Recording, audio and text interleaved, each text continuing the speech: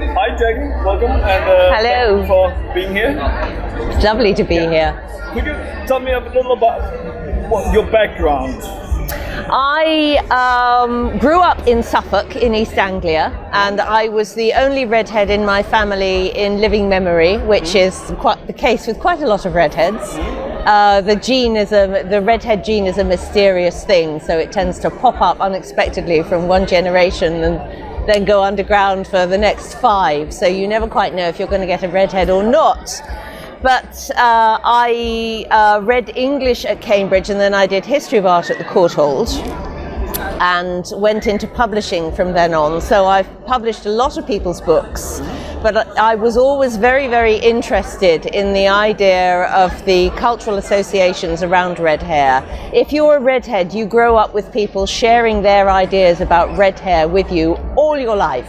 And I thought it would be interesting to make a book myself that explored the myths as well as the facts about red hair, what the genetics are, what the cultural associations are and how they came into being, the sort of social history of redheads, the different periods of history and of art history when we have been in fashion and when we have not. So I wrote my book, Red, A History of the Redhead, nearly 10 years ago now. There's a revised edition will be coming out for the 10th anniversary in 2025. And one of the reasons why I'm here in Tilburg is not only to celebrate being a redhead with all of these other wonderful redheads, but to find out how attitudes towards red hair and redheads have changed over the last decade. One of the most fascinating facts about being a redhead for me is not really to do with the hair at all, it's to do with the pH of our skin, which is much more acidic than it is if your hair is a colour other than red.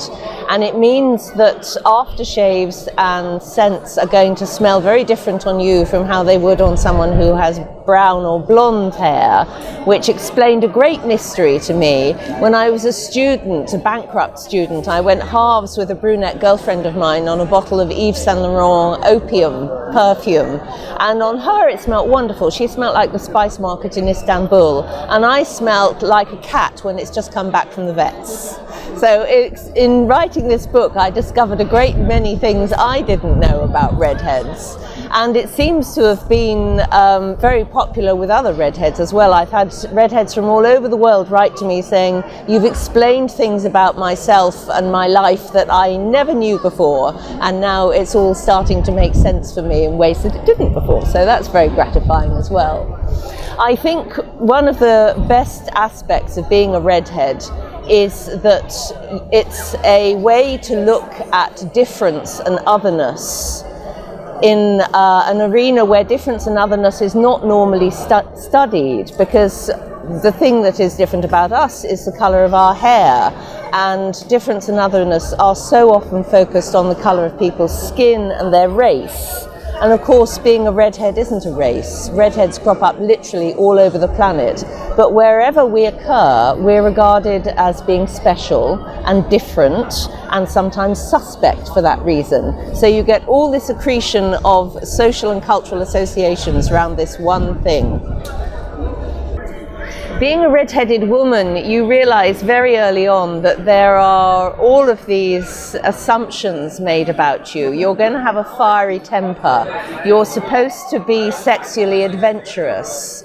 It can be very confusing growing up as a redhead when you're a teenager, but then you get into your sort of 20s and 30s, and I think most redheads, particularly red-headed women, start to own their red-headedness at that point. And you have to put up with a certain amount of prejudice and discrimination, yes, which is deeply annoying, but it becomes something that, as I have grown older, I've seen more and more redheads become extremely proud of their redheadedness. It's not the same story for redheaded men, which is another reason why the subject is so fascinating, because although we're dealing in stereotypes here, we're dealing with a stereotype where the women actually get the best part of the deal. Red-headed men, the associations are nearly always negative, or used to be nearly always negative. That too, I'm very glad to say, is changing. Is there coming a new book then? There is, yes. One of the reasons why I'm here today is to research how redheadedness has changed over the 10 years since my book was first published.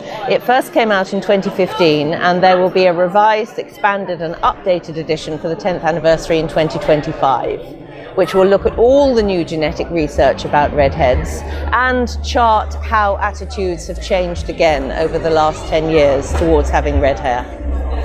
Thank you so much, Fun, and we're all looking forward. It's my very great pleasure.